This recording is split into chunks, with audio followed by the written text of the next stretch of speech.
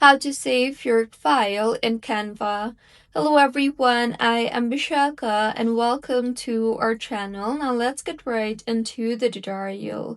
Firstly, go ahead and open Canva on the device from where you want to download the file. Once opened, open the file further and go ahead and make any changes if required.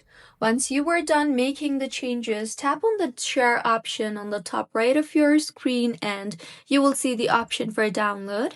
So tap on the download option you see there and further tap on the file type drop down and select the type of the file that you want to download. You can then adjust the size and the quality of the file.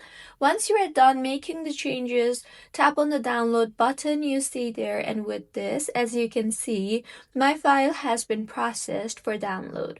So wait for the download to complete, and with this, your file will be downloaded.